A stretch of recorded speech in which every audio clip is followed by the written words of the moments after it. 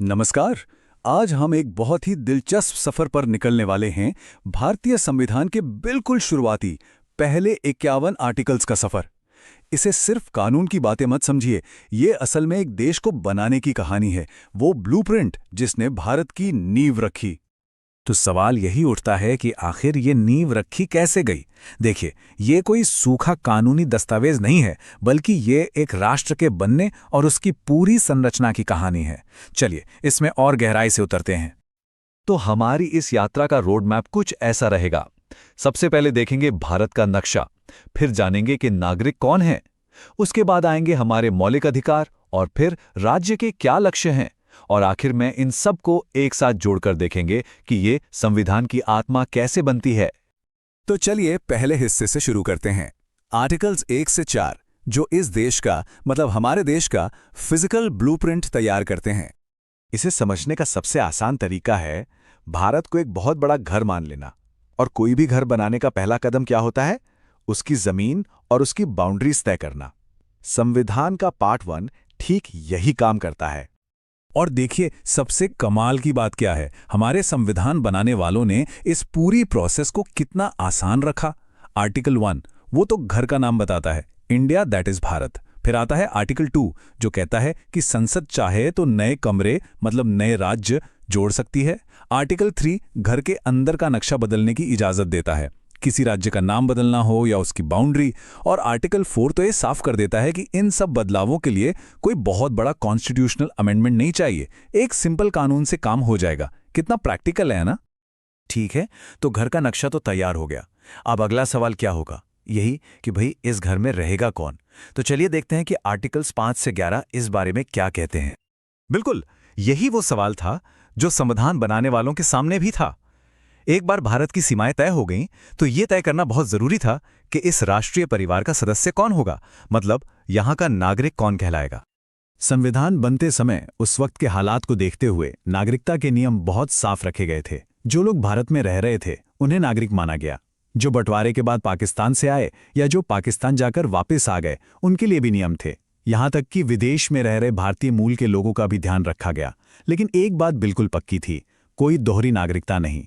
और सबसे बड़ी बात, भविष्य में नागरिकता पर कोई भी कानून बनाने का आखिरी अधिकार सिर्फ और सिर्फ संसद के पास होगा। चलिए अब आते हैं संविधान के उस हिस्से पर जिसे सच में इसका दिल कहा जाता है, हमारे मौलिक अधिकार। ये वो नियम हैं जिनके साथ कोई समझौता नहीं हो सकता। ये हर नागरिक का सुरक्षा कवच है। सोचिए, जैसे एक परिवार में कुछ नियम होते हैं ताकि हर कोई सुरक्षित और सम्मानित महसूस करे, ठीक वैसे ही हमारे मौलिक अधिकार देश के हर सदस्य को किसी भी तरह के अनफेयर ट्रीटमेंट से बचाने वाले घर के नियम हैं।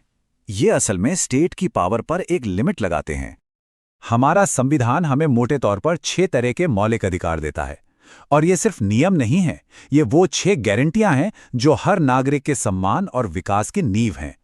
आइए एक एक कर इन्हें देखते हैं। तो ये हैं वो 6 अधिकार।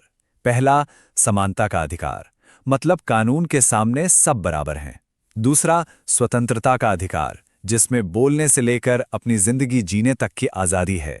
फिर शोषण के विरुद्ध अधिकार, धर्म की स्वतंत्रता का अधिकार, अपनी भाषा संस्कृति को बचाने का अधिकार, और आखिर में जो शायद सबसे जरूरी है, संवैधानिक उपचार का अधिकार।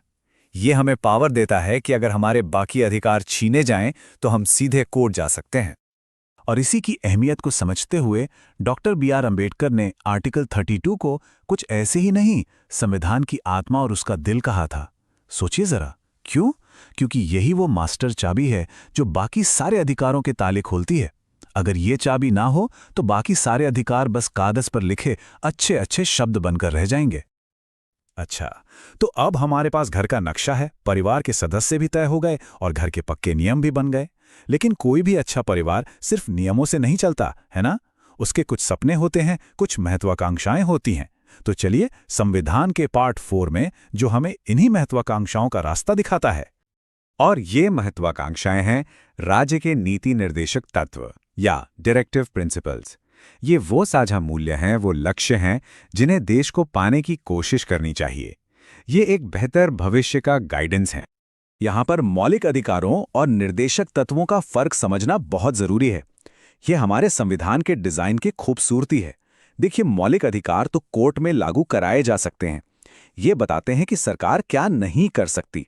दूसरी तरफ निर्देशक तत्व कोर्ट में लागू नहीं होते, लेकिन वो सरकार को एक रास्ता दिखाते हैं कि उसे क्या करना चाहिए। ये सरकार के लिए एक नैतिक कंपस की तरह काम करते हैं। और ये लक्ष्य क्या हैं?